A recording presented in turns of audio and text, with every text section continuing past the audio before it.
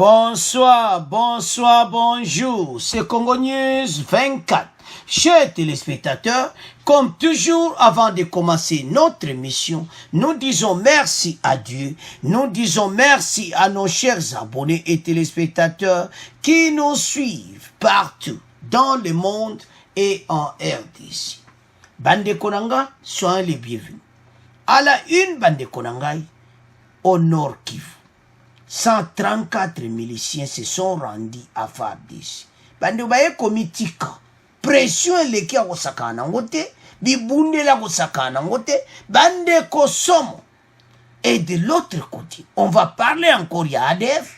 Oyo, MONUSCO a komi na hélicoptère wande bozo mona. Bande ko zo beta bango biloko likolo. Bande ko ADF aza ko panzana na mona lero tozoloba awa. Alors, Fati et mon akata terre, bon comprendre que Fati tile la zakana Nord Kivu, alors ma solo zoke kitoko, alors je suis phare d'ici. Toko développons ensemble. Deuxième point bande konangai, oyo balobaka e yindi, à Mambasa, na province ya Ituri. Le parquet militaire saisit 31 kilos d'or de mains de mafra chinois. Ba chinois bande konangai, bakwa kosama yuya danse kuna na Nord Kivu to éviter na bamba coopérer na ba groupe armé parce que baza kuna bazo sala ba mayuya na bango alors ba saisir 31 kilos d'or bande ko toko développer ensemble l'émission oyo. Troisième point bande konangai Fatia Yindisi pas de contrat for Dan Gencler bande ko ba contrat ne expiré alors nouvelle koi. Pas de contrat pour naï. Bande ko za somo do lelo ezalaki ya kunyingana na kana bango kuna mobulu ekoti. Ba ebisi pas de contrat. Atielo boko na litama masolesi. Alors wana za décision alors ministre ya hydrocarbures mbala moko asali lettre. Eza ya koyinda na émission oyo. Union sacrée, gouvernement va guerrier. Donc d'angle clair, masone bano komana suka. Alors, toko développer ensemble. Bande konanga to bani na premier point na biso au Nord Kivu, plus de 100 miliciens avec 73 armes se sont rendus au Fardis. Bande ko ba compter au total 134. Na bo ba wuti na FDLR, yango to ebsa bande ko tika fatia zalaka kuna. Masolo et bandi na ndenga mukiti bandi ko 134. Oyo bazui na maboko na bango. De l'autre côté, boko yoka société civile, bandi ko ADF akumoja ba bala likolo, MONUSCO azobwakela bango ba bala likolo. Donc eza ya koyinda bandi ko ngana émission oyo. Donc soki do talinde masolo zokende, do makambo zokena ndenga bien. Alors bandi ko ngeza somo na émission oyo parce que tolobaki chaque fois tika fatia sala kuna parce que makampene komo kenna nzela kitoko ya onde to sengaki bato yo o nyonso bazaki na zamba bandeko na ngai bango mo ba comprendre ba groupe armé ba bani bango moko ya plus de 100 miliciens des différents groupes armés se sont rendus le lundi 21 juin 2021 aux forces armées de la République démocratique du Congo, FARDC à Kitsanga, une localité située dans le territoire de Massissi au Nord Kivu. Bande Koboko yoka yemo gouverneur militaire. A sepelne bango moko babimi. Banitiki pourquoi? Parce que déjà babiloko zo koya do bakokite. Bandeko après tokoya na deuxième partie, boyo kandeni bazo bwakela bango ba minduki biloko likolo na MONUSCO. Mais tozo ya na ADF. Ah non tozaka na ba groupe armé etikali après tokoloba ADF.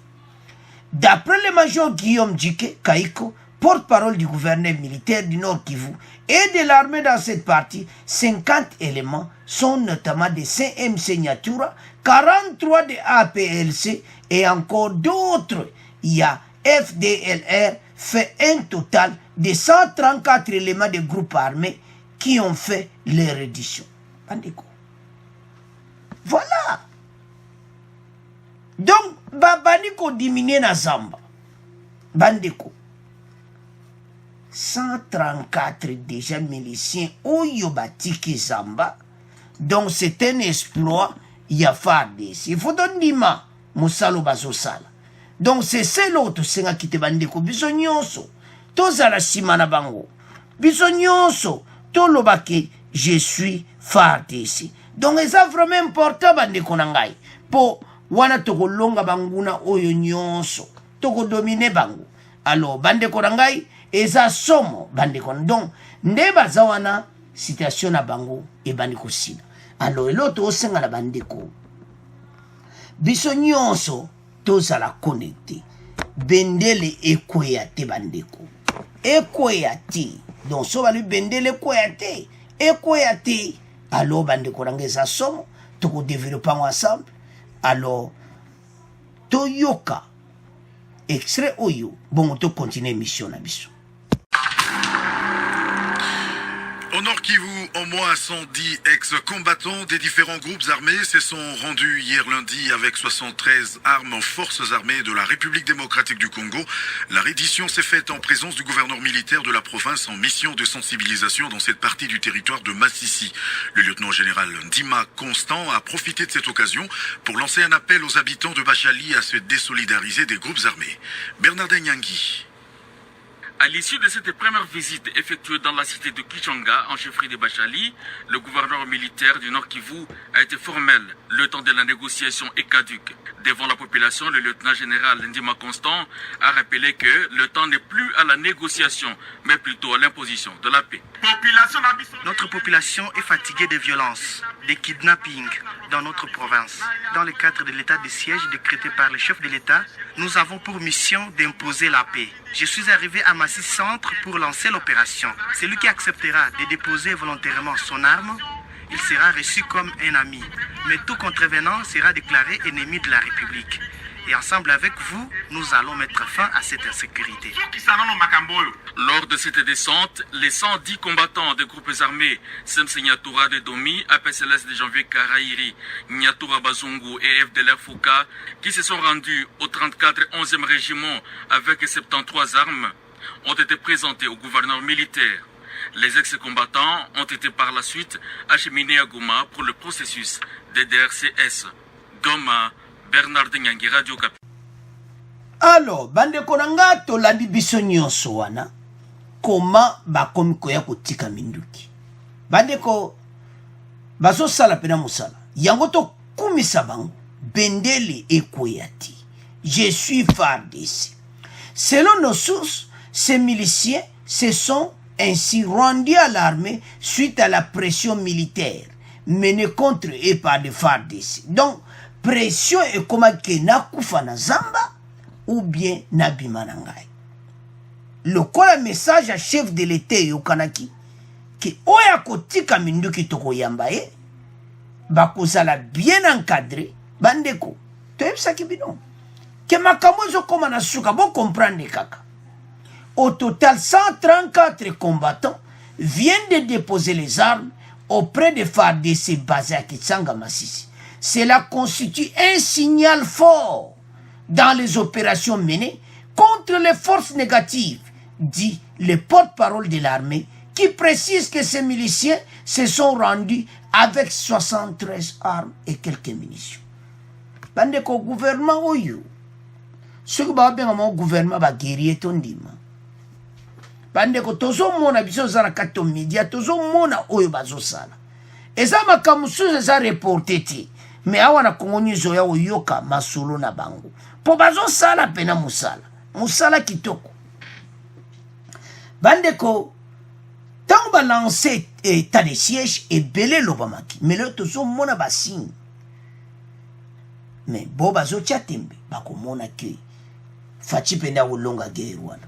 Parce que toujours mon direction pénène les aucun qui tant ba milition nyoso bazotika bandeko parmi les 134 mosusu ba wuti na oya ba Rwanda FDLR mais batiki minduki toto comprendre wana penda ka force ya ba Rwanda wana mbamba bimi kuna. Il faut te féliciter yango bandeko nanga c'est ça cette opération a été faite en présence du gouverneur Ndima Constant, qui s'est rendu pour la première fois dans cette base militaire depuis sa nomination et installation à la tête du province. Mbalamoko gouverneur militaire présent. Batiba arme ne bozomo na minduki anyo sonasi. Voilà. Je suis FARDC. Bandeko to supporter bango. Seulement maloba nozo pesa. Makama kitoko ezo salam. Parce que baza on eloni bazangi. Yemo fachaza na terre. Ba paiement na bamba uzwa bien. Moral a kitoko. Président de la République na kata bande ko masolo ko sama mikolo oyo. Ya oto zolo baka fachiza ana mwa mke kuna po masolo penezo leka propre. Parce que yemo kwa zawana. État de siège oyo ezana délité. Ce yozo zeke ezana délité. Baba naka ko poussa yango. Tozana besoin mboka na biso est avancé. Etika le sundenge wana te bande ko nangai. Donc toza dans la joie comme on a dit FARDC comme beta bambiloko. Alors, si koyo tozo leka toyo ka société civile. Wanto yo ki armée ne basali musala tout ça. Toyo ka siko peuple. Musala nini FARDC zo sala na Nord Kivu na Ituri. Toyo ka parce que awa bande ko nanga soki tozo loba.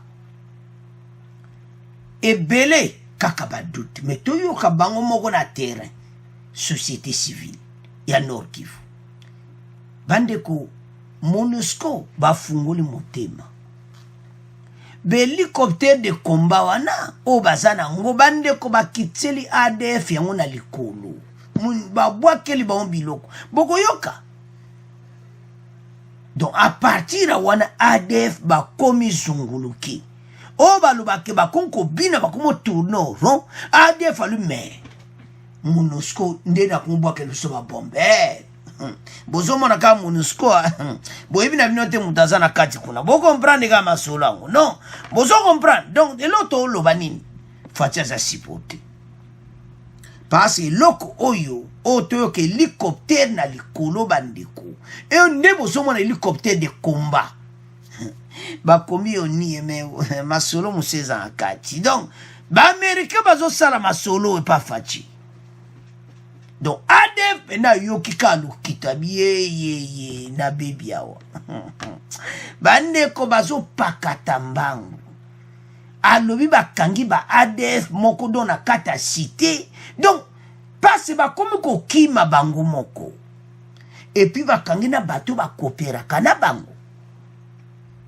C'est ça et l'autre linga mboka échange. Il y a d'autres sande ko congolais téléma. Oze sur table addition pas en pambate. O état ko lobaka makamute, o état ko supporter gouvernement. Parce que fait à guerre est bande ko basola kitoko ko ya pona bande ko na bazo souffrir na Kinshasa. Bande ko bazo souffrir poani. Ben investissez moi ba ye ate poani makamo ba guerre wana. Tant guerre wana esili bande ko d'investisseur bako sopana na ndenge ya moketi. Donc biso nyoto loba oka bango o me bango ko do ba sopani penza misala pe ko boyoka ki mne monsieur leki milliardaire australien do ye na énergie na do partout parce que boyebi ke fatia wuti ko frapper Dan Getler bande kuba aboyi ko renouveler ba contrat na yemini do eza somo mais toujours ya na point to beb sangote po ba pesango na ba milliardaire australien ba pesango na batu mususu ba contrat eza ba faux ba contrat ba signaki na Kabila ba faux ba contrat. Alors fatia le ba ko renouveler ngote eza ya koyinda na émission mais to nko beb sa point na ti toujours ya na point avançons bande ko.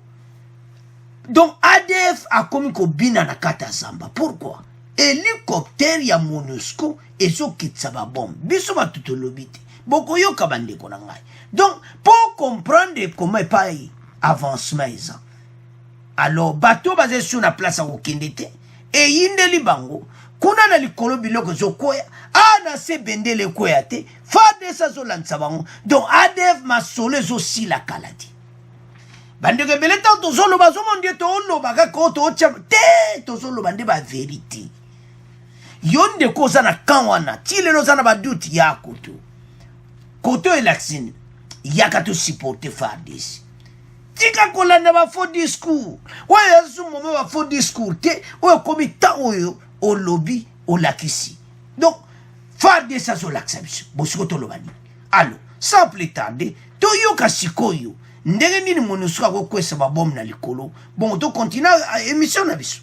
Ce qu'il faut considérer comme aspect positif, c'est que le chef de l'État lui-même est arrivé dans la région pour suivre de près la situation. On a pu neutraliser quelques ADF, on a pu arrêter même certains jeunes qui étaient des collabos de ces ADF. On a même pu repérer certains mouvements, certaines positions des ADF et c'est encouragé. Et nous pensons que l'armée doit maintenir cet élan. Il faudra que ces 15 jours soient concentrés sur l'évaluation des opérations précédentes. Un autre élément qui a marché, c'est lorsque la MONUSCO avait lancé des attaques aériennes contre les ADF. On aurait souhaité que ce genre d'opération puisse continuer. Alors, bandeko na nga tolandi société civile wana MONUSCO azobwakela ba ADF na hélicoptère bozomona wa bandeko bananga hélicoptère wana bakomi Nations Unies UN bandeko bakomi kobwakela bango babombe na likolo donc ADF ndenge aza wana mayele esili bango pression eza ya kosakana moto ya mfaci alobaki ke guerre ezosila tolandi société civile bango moko na kati ya terrain bamoni makambo positive na FARDC mais yo ndeko na nga place ozoyoka kaka boye yo moko siko oyoki na matoi tika kolanda bafaux discours FARDC azosala grand mosala yango toza pena ko conscientiser peuple congolais bandeko il faut biso nyonso bandeko na nga changement de mentalité. Hein? Tout loba oyo eza réel mboka na biso ekei liboso toza na besoin ya kimia parce que mboka oyo ekotambola ensemble soki biso nyonso toza bomoko totika badivision ezanga ntina unité nde kokomisa mboka na biso kitoko bandeko soki lelo FARDC basala mosala kitoko guerre wana esili lokumu eza nani ndeko place oza esengo na yo okoréjouir parce que nini FARDC a gagné bendele ekoya te bandeko na nga totelema totika kolanda oyo wana parce que comme ambition tozala ensemble parce que ndeto yoki wana société civile mutazoloba peuple tangu yazoloba eza peuple azoloba na Nord Kivu ADF ndenge aza wana akomi mitelengano me bakosila FARDC na se oni na likolo biloko ezokita donc c'est ça tozomona kaka hélicoptère wana me makambo eza na kati tuna nga na tuna po makambo mystique eza kuna po baamerika batiki faci te me na ndenge nsima baza kuna moye baya officiellement te makambo ebele ezopermettre te me baza koede faci na biloko ebele baéquipement donc nde tozomona kaka oni wana me makambo eza kuna parce que bazo guerre ezosila pays na biso ekoma pays moko envie na monde mobimba faci aza décision ka abongisa mboka na biso bandeko na ngai yango chaque fois toyaka na bemission parce que botala ndenge nini bagroupe armé bazala kuna pendant les 20 ans botala epawa faci azwi biso na place tokomi lelo me biso ozalaki bato pamba na kati ya Afrique centrale mais bacongolais brazon se moque de nous les angolans se moquent de nous mais tuna bango mikolo bayebi ke bandeko oyo bakomi bien mais bango kuna baza mpe na boya bango baproblème bandeko ya braza mpe na bakomomona ke biso tokomi bien mais yo moko ozana kata aider sozo mona ngote. Pourquoi? Soko talika bandeko mosusu bazana nzala. Allez, changement de mentalité. Parce que situation tozana ngoto wuti nango pendant les plus de 20 ans. Baza occupé peuple ti. Na 2 ans fati asali, tokumisa moi 2 ans no musala basali. Guerre aussi là. Makele peto ekoba luka su dossier mususu. Bande ko tozana kimia. Tozala bomoko. Parce que to aliwa na pona kupesa information oye deba congolais nyonso. Soko lanime makamwelo wami ya ba jeep ya wao ba 4x4 ba sombeli bango mbongo ezate bwana. Bande ko biso nyonso ba congolais tolinga souci bande ko na so bazala bien. Ton gouvernement gaspille bambo pa pamba. Non. Mais to lingi ndete koloba oyo eza ya soloti. C'est pour cela biso do telemena on toza besoin kimia na kata mboka na biso. Biso message tozo mema awa na Congo News 24 ezali que polémique eza normal. Na ndenga mabete critique eza normal. Mais koya na kofinga te. Alors, mboka ezo changer olinga te, mboka oyo na ndenge facha zala ate mboka ezo changer. Biso tozo yebi oyo mosala bazo sala. Bandeko, sima kuna makambo ezo salama. Mboka eza ko avancer boyebi ba reserve banque centrale botuna mikolo. Tuna kaka mutu Congolais ba ndeni ba reserve na banque centrale eza ko mata. Oyoka suma kela dollar emati. Kala te tozoya. Tant fati ba kota skona nenga peuple parce que bazolinga guerre ici là. Guerre ici là nous po batu ba mona oyo fati a préparé pour la population. Alors bande ko toza l'ensemble passe comme temps oyo mboka na biso et avancer bande ko nanga. Et que na kimia peto sala masolo kitoko. Alors bandeko EDC ezokende na ndenga kitoko ezokende vraiment na ndenga bien bandeko oyo komitan oyo tobongisa pona mboka na biso bayini oyo nyonso bato nyonso ba contre mboka batikala na soni. Alors bandeko nanga premier point yo donc je suis FARDC totika ngona bino mboka ya avancé to beta ba maboko bendele koyati totiki premier point na bino to moke na deuxième point. Alors bande konanga to komi na deuxième point na biso o balwa ke yindi 31 kilos d'or de chinois saisis en Ituri.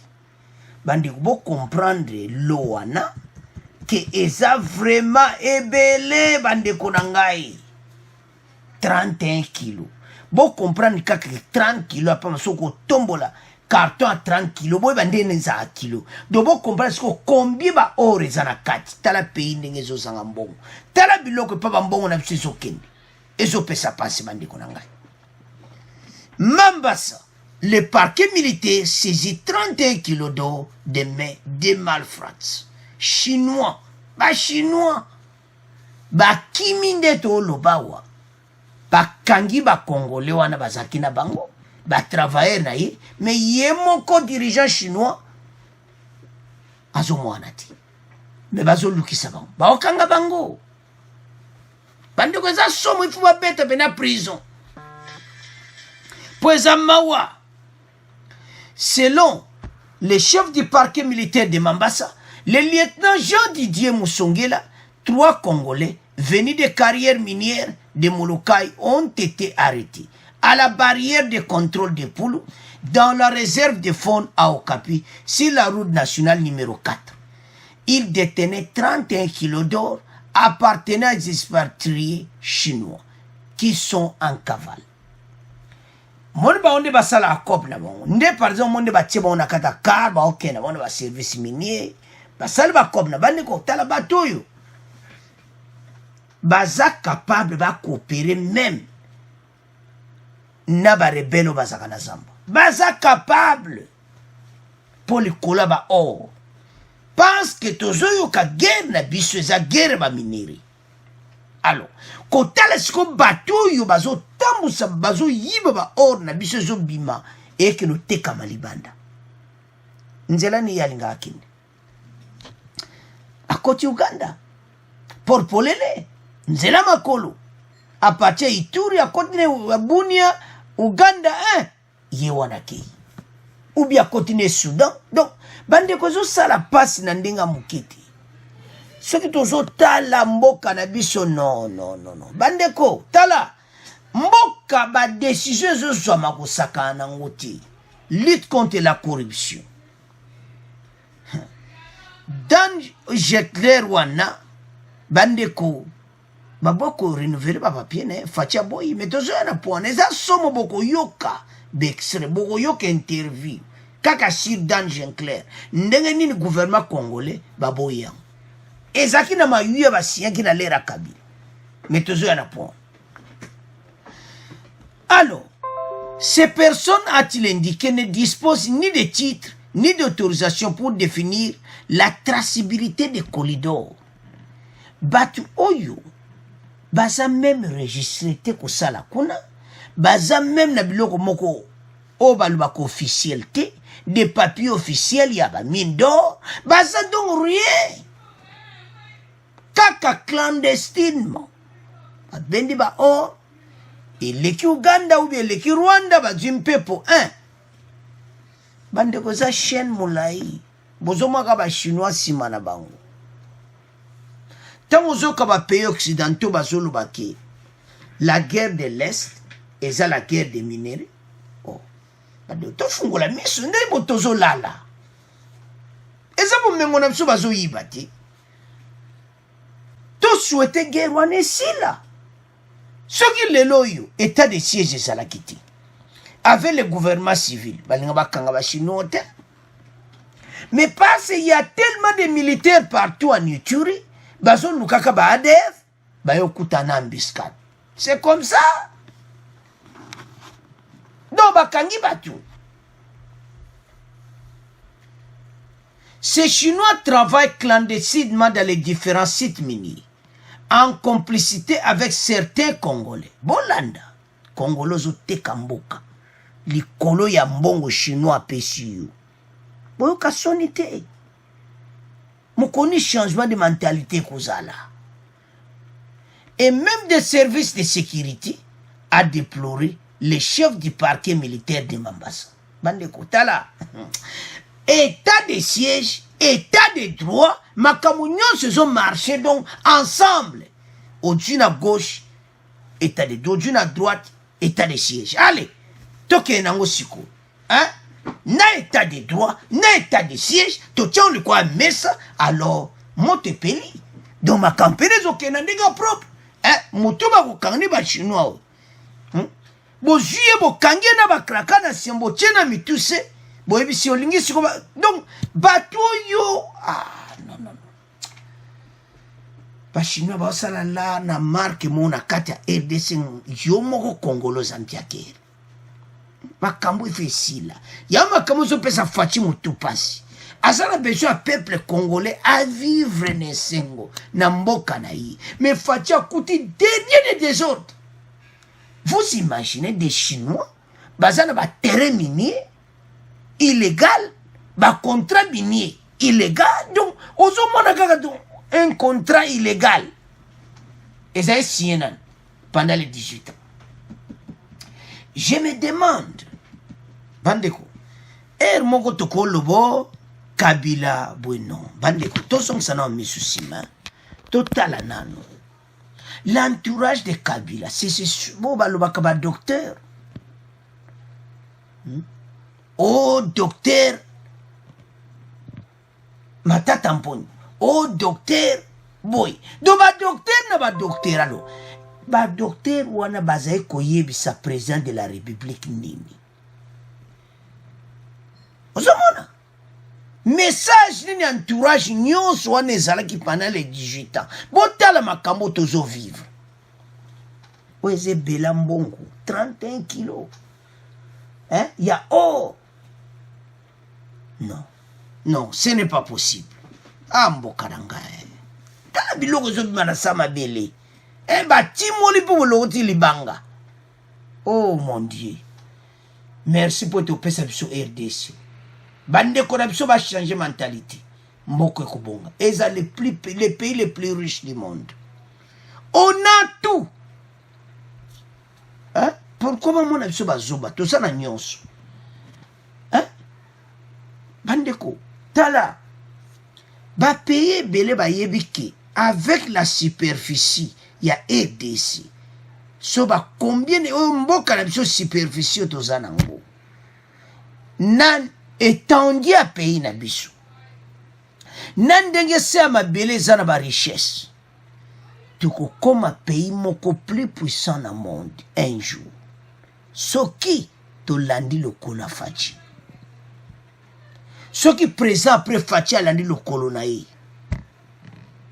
Bandeko makambo tozolo beza très o eza pena donc to kangango ke to tika ba distraction. To tika ba muso ya boyi mona yene kagana sur les réseaux sociaux ko distraire batu non. Où est ce temps de distraction? Le temps, to mboka na biso sérieux, to récupérer mboka. Ba groupe armé oyo, mutu na mutu azwa ba village na yi. Ba diko, so l'anima solo ba groupe armé na Zamba. Non. Bango mo ba komba chef de donto lo bani. Donc bango mo ba boto lango ba chef ba rebelle. Donc entité wana eza ya yo kokatsa kuna te. Yo groupe armé kokatsa na mboka wana te, village wana eza ya bango. Ba richesse nyonso sama bele bazo timola kuna eza ya bango. Ba chinois ba ye ba sombi ba leka nango clandestinement. Même des services à sécurité ba tiwana. Ba congolais to changer mentalité. Kanga ye ba kopesa o prime. Ba prime faisait l'introduire na mutu nyonso akokanga mutu. Ba congolais ba ko travailler au kangi mutu zwambongo. O kangi mutu l'état fouti ombongo. O legi yo de corruption yo kanga mutu. Mais service yo sala ezo sala musala bandeko. Hein? État de siège ça masolo. Donc la société civile de Bandingando Célestin Massoudi indique que le territoire de Mambasa regorge d'importants gisements d'or qui ne profitent pas à la population locale qui vit toujours dans la misère. Alors, sans plus tarder, Toyoka yango bongo to continuer mission na biso. Toyoko ba lobby pona ba or. À Ituri, un important colis d'or estimé à plus de 30 kg a été saisi lundi par le parquet militaire de Mambasa. Selon cette juridiction, 3 Congolais qui acheminaient ce colis d'or ont été arrêtés tandis que les exploitants chinois sont en fuite. Ils sont accusés d'exploiter illégalement des minéraux dans ce territoire. La société civile de Bandingaido rapporte que ces Chinois ont envahi plusieurs sites miniers où ils extraient de l'or qui ne profite pas aux autochtones qui croupissent dans la misère. Isaac Remoyopé. Ces 3 Congolais venus des carrières minières de Molokai ont été arrêtés à la carrière de contrôle de Poulou dans la réserve de faune à Okapi sur la route nationale numéro 4. Ils détenaient 31 colis d'or appartenant à des expatriés chinois qui sont en cavale. Selon les chefs du parquet militaire de Mambasa, ces personnes ne disposent ni de titres ni d'autorisation pour définir la traçabilité des colis d'or. Ces Chinois travaillaient clandestinement dans les différents sites miniers en complicité avec certains Congolais et même des services de sécurité. Le lieutenant Jean Dédié Moussongela. On ne peut pas exploiter de l'or sans documents, sans autorisation, même s'il s'agit des Chinois. Ils doivent soit avoir les permis de recherche, soit les permis d'exploitation. Donc quand ils exploitent sans témoin, aucun service de l'État, ils le font comme ils le veulent. Nous, en tant que justice, nous devons mettre la main sur ces gens. La société civile de Bandingaido indique que le territoire de Mambasa regorge d'importants gisements d'or qui ne profitent pas à la population locale qui vit toujours dans la misère. Célestin Massoudi. Non répartis comme ça. Les autochtones ne bénéficient rien. Il n'y a pas des autochtones qui travaillent avec les Chinois. Donc j'ai mal au cœur. Pour l'instant, aucune autorité ne s'est encore prononcée sur la destination de ces colis, signalant que 12 kilos d'or appartenant aux exploitants chinois avaient été saisis il y a plus d'une année par le gouvernement provincial. Bounia Isaac Remo. Alors, bande kotolandi wana biso nyonso. Ces Chinois travaillent clandestinement dans les différents sites miniers.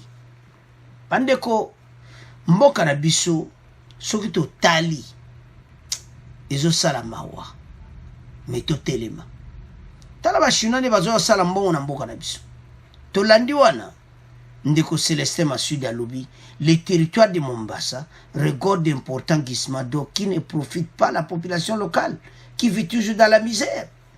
Hein? Bato ba yeba tuba or ba lekani nango peuple a otika na passe. Alors, bandeko komitan. Et komitan biso sto telema. Ete mboka na biso bato ba sakansu na biso te. Passe ba yibi pe mingi. Mais biso moko sikoyo to telema. Bendele nde ekweyati. Alors, bandeko nanga soki tozo landa makambo yo biso nyonso ensemble toza bomoko mboka na biso ko développer to comprendre mais 31 kilos eza wa terre 31 kilos d'or oh andiko to telema to tiko lamuka to lamuka je m'excuse to lamuka to tika kolala to lamuka to telema o eza mboka na biso parce que bato oyo baza koya bachinois baza kosala wana biso olandi aza na passeport congolais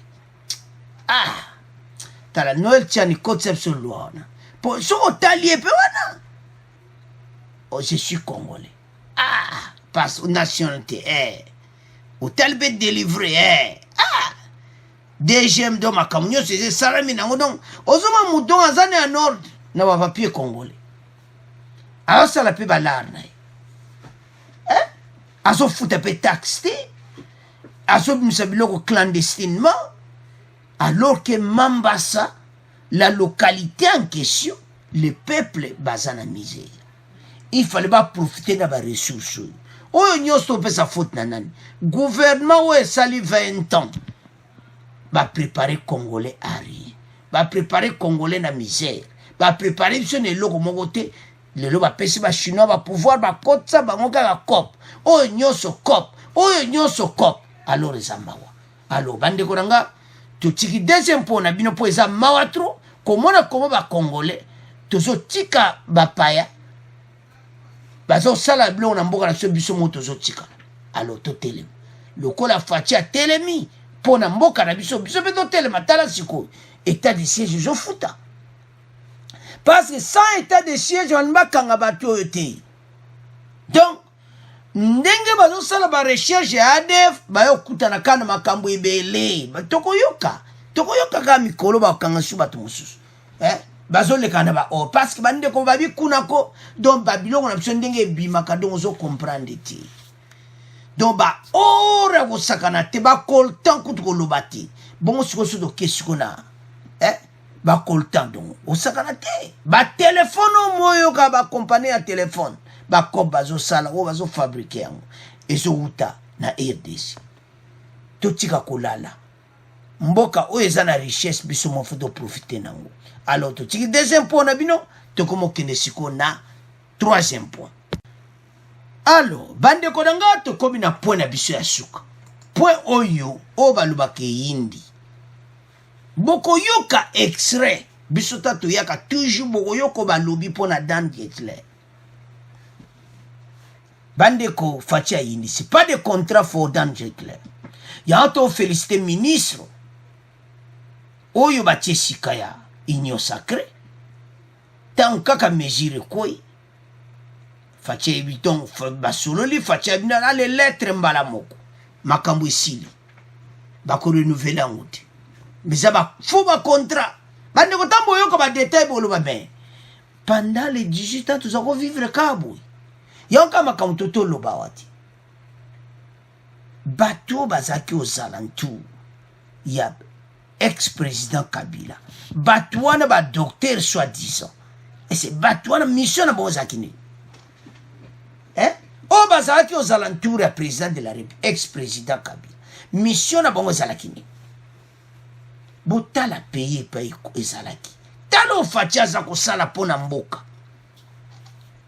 o balobaka Faci vient de frapper pati mutu oyo bandeko boomona Dan Sinclair bandeko milliardaire azana ba milliards de dollars azango wapi na RDC batikele donc liberté au sakana ngoti. Le 22 juin 2021, les permis d'exploitation accordés à Oil of the DR Congo, les sociétés liées à Dan Sinclair, sont expirés. Et Zaya Koinda et Sieyindi, et non valides depuis le 16 juin dernier. Et le gouvernement congolais refuse de renouveler les contrats. Mikolo Bozo Kobata FCC Masolo, Kotbayo Kanana, président de la République, Tala. Bandeko. Totala batu mususu wana RDC so fatia du position mo ba bien batu mususu ba ya kana ba cop na ba on appelle cet exemple olenga nkori Mikola zo sala ba cop ne ke o voilà président ba kutana na président Kabila et tout ça tala ba sola kana téléphone ndemba o solola esango problème te masole zala nango bongo parce que pour le moment ba dossier tozana nango et l'ingité au babiloko non toza un dossier moko tozwa mboka na biso na maboko mibale. Le cas de Kabila et c'est le kinango et comme taya fachi. Alors il y a eu retraite avant donc bato tout bazo linga ba makamu so taliba démarche watu musuba sala kabo avance. Suite à son implication présumée dans des affaires de corruption sous le régime de Joseph Kabila, l'homme d'affaires israélien Dan Sinclair est devenu indésirable dans l'industrie pétrolière de la RDC. Balinsu komona iti. Ba papier na ye, ba ko renouveler parce que t'as la fatia za bien. Azeleka bango expiré. Ah mwana maele. Ajisa toujours na nenga kitoko. Wana bwa ebsika ba ministre bozala calme. Et qu'on expirer quand, monsieur le président, ça va expirer le 16 juin. Ne t'en fais pas. Attends le 16 juin. Comme elle a eu, c'est que tu renouveler on soutient. Mayou yeleki. Ba Congolais bazo profiter te. Ba mbongo zo kene ba poche batu. Israélien comme un milliardaire na kata RDC Congolais ma poche zo to ba poche za ko toboka. Oh notre beau pays. Hey bande konanga to telema.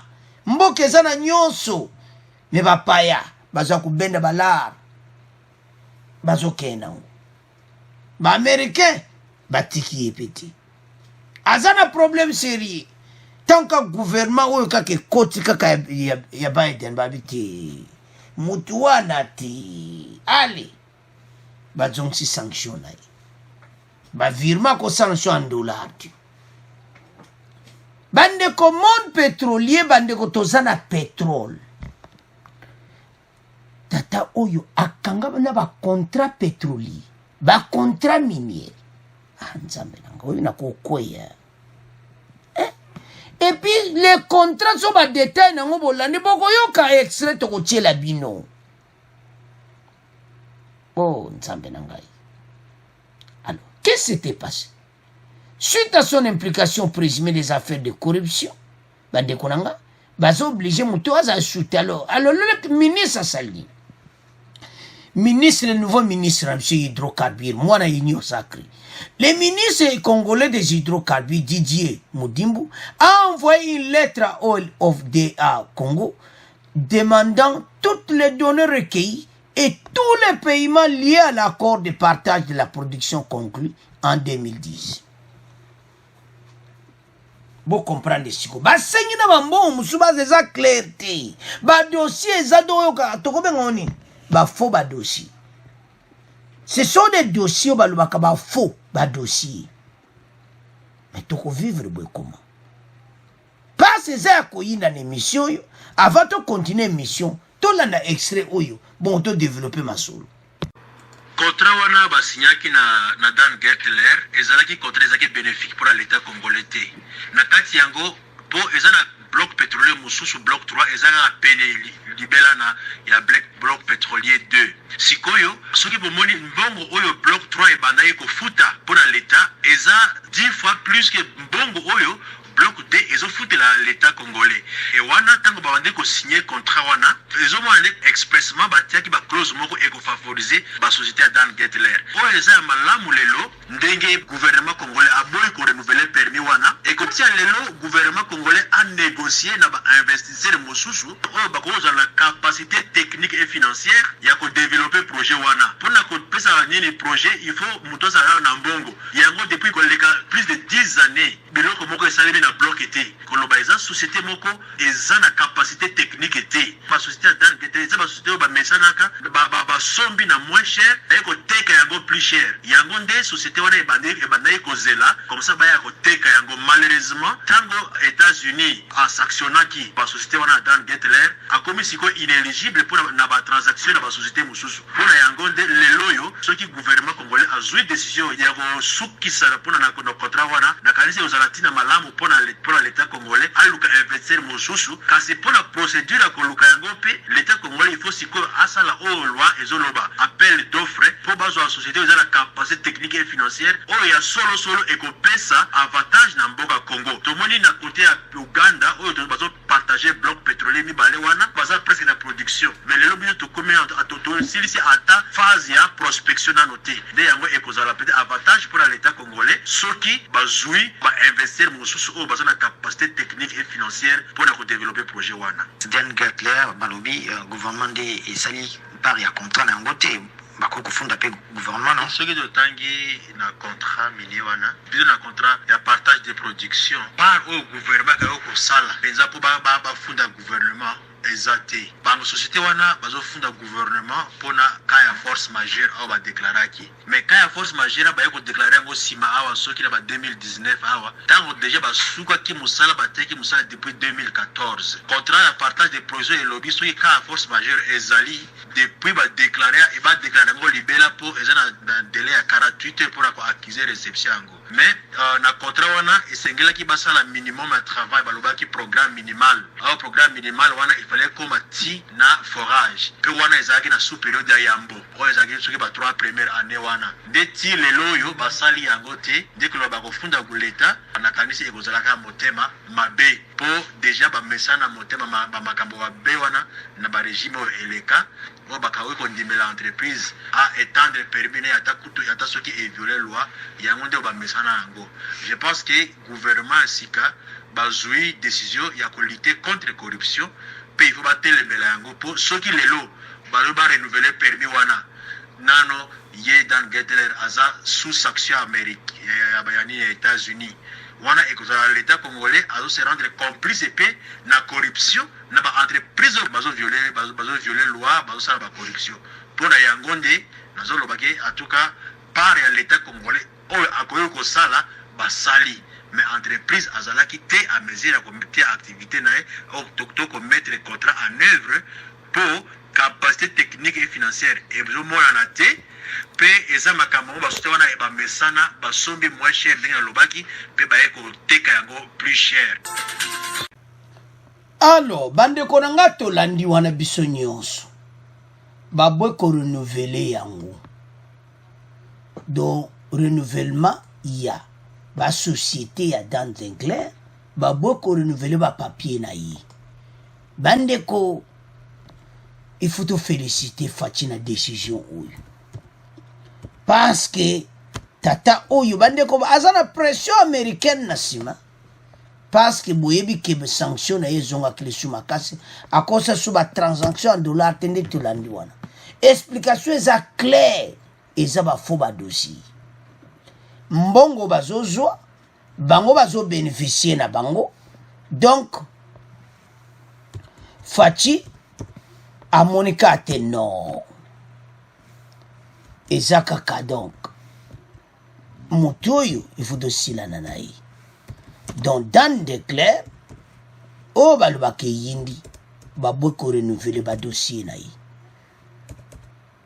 ba américain de bazana colère ya Dan Getler mabe donc parce que bandeko ba monike azako sakana esprit na biso na RDC yotira kana zuluba pendant les 20 ans ba docteur wana soit disait ba ministre baminaku matata mponyo dode o bato wana tu so natali bien bato batanga ti comment bato basigné bacontrat moko mboka ezokufa bon de toute façon balinga na mpe mboka ngo te parce que so balinga mboka ngo bakosala biloko boye te bandeko ezosala mawa tolandi wana biso nyonso ça ne profite rien à l'état congolais donc mbongo ezokeye nango yo bino botikala na bino kaka bongo bango bazobénéficier tout donc biso tozoperdre bango baza kogagne donc bandeko tala oyo eza vraiment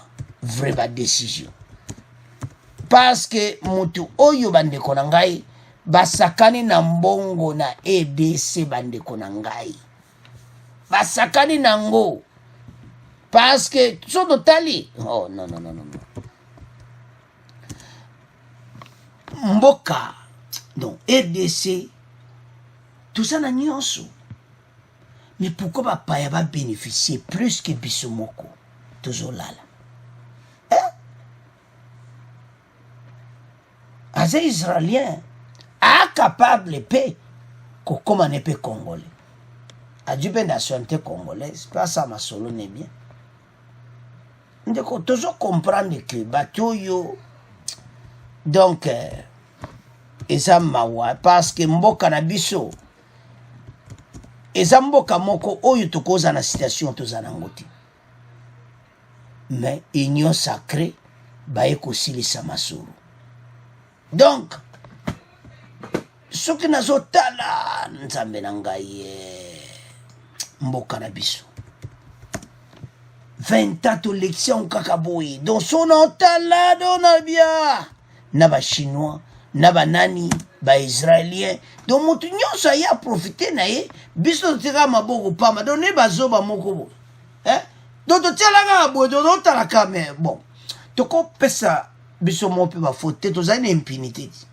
na lero yo oloba pendant les 20 ans kata ozoloba kana micro nomba mo prison donc mawa mais lelo yo congolais nyonso aza kosexprimer na Kinshasa azoloba na ye librement la liberté d'expression liberté de la presse bandeko tala tosoutenir chef de l'état oyo eza bapreuve aza vrai motu ya kabila nde bozomona ye wana mais faci alobi ke bakorenouvele biloko na ye te donc c'est ça faci est là mpona intérêt ya nga na yo ndeko totika kolanda bafaux discours yango nde bomoni mboka na biso ekomi par terre soki lelo dan Jetler oyo bakoma sakana na produit minier na biso richesse na biso donc bandeko tolandi ndeko wana expliquer ngo clair que tozo profiter à rien na contrat wana donc toza perdant yende mutazo bénéficier na yango donc biso kuna toza perdant. Le ministère congolais des hydrocarbures Didier Boudimbo a envoyé une lettre à Oil of Dia Congo demandant toutes les données recueillies et tous les paiements liés à l'accord de partage. Mbongo ezawat. Ça fait un problème parce que femme se mbongo wana o ba partage ba yokanaki ba tangina ba contrat wa ba mbongo neto yokanaki wa ba mbongo. Mais so tal ba to ba signer ba contrat wana o lobi mais non, ce n'est pas possible. S'il y a qui en comment, soit-disant des docteurs, batumo batanga aux alentours à Kabila, batiki pe bazo signer pe ba contrat kakabo. Non, batu yo, non, ça la passe bande konangai. Ah wa total nan passe bango le bazam batu, to comprendre na niveau. Bango balobi bango batanga do bango nde baza wana batanga do baza bato yo lelo yo penda donc baza na ba doctorat et tout ça Mais dans le niveau babomimboka, même un contrat minier, un contrat pétrolier, un contrat nyoso basana dans Jenclair, do ba contrat ibimi ya fou. Bande ko biso batuto lobite. To landi wana biso nyonso ndenge batuni. Bande ko wana. Ndeba miko expliquer ba yebi makambo wana nyonso. Bande ko peut-être vous connaissez, peut-être vous connaissez pas. Na lac oye kangama na Uganda lac Albert. Ba lac wana nyonso. Na lac wana pétrole ezape kuna tozo partager na Uganda. Andeko toza partout na Angola na Mwana kota Mwanda pido toza na pétrole. Mais tata oyo azana ba contrat minier, contrat pétrolier babiti. Fatia Benkaka, ministre hydrocarbures. C'est quand? Non, je suis la qualité, mon président. Bon, alors, attention, Coronvela monté. Combien la lettre? Allez, dégage. Atika RDC. Donc, tato azo bendane kalati. Ok? Donc, tozo kanabso rien. Soko tozo ka rien. Bon, Moussani yavane kana RDC, abenda kabali konda. Non. Tozo zo le côté. Biso to biba perdant. Alors, tozo kende ti wapi. O baloba kesi yindi eza ya kuyinda pondenga zawana azotala pena bi awa bi yindi ngangai we yele ngai. Rappelons que Jenclair est accusé depuis 2017 par les États-Unis de corruption dans l'affaire minière dans le pays pour avoir amassé une fortune grâce à des transactions minières et pétrolières opaques relevant de la corruption en RDC et d'avoir utilisé son amitié étroite avec le président Joseph Kabila pour servir d'intermédiaire dans la vente d'actifs miniers. Basana ba relation bien, ba on mibal. Mais biso to ko tika la bongote. Biso to ya ko tika ka bangote. Alors, Fatia moni vraie décision, annuler tous les contrats et agents dans Jenclair. Soka kozonga Israël, wane yebi kakaye, donc annuler tous les contrats. Le boko na litama. Voilà. Masole betami. Donc c'est ça. Bande kotoza la l'aise. Fatia so travailler progressivement. Tia okoma na point wana. Siko Fatia so pesa wana ba milliardaire mususu. O bandimi kosala ba sien ba contrat na RDC. Bande ko makambo ko ils ont changé bande ko tosana mbongo. Congolais ko zande ko souffrir na Kinshasa tiso na émission. O ko souffrir boyete pa so Fatia va na RDC 20 ans, o ko souffrir boyete. Mais parce que tozaki na ba dirigeant moko to éviter le ntoloba. Biso pasi.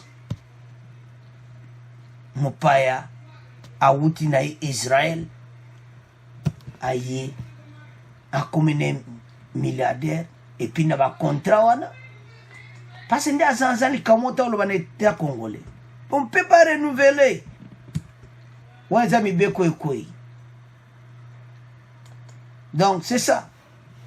Donc bazaba tout monde balingi na biso balingi mboka na bisoti parce que so balingi yango to ko koma na niveau te.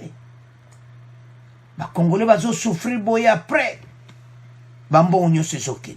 Alors, bande kuna comme dia na colère parce que bisomo ba tozo tika ba pauvre ba tozo bénéficier émission nyonso ka ba pa ba bénéficier na ba chinois ba yiba or na ba israélien ba yiba ba pétrole ba mbongo nyonso. Alors c'est à ce point de comment clôturer mission na biso. Bon abonner massivement.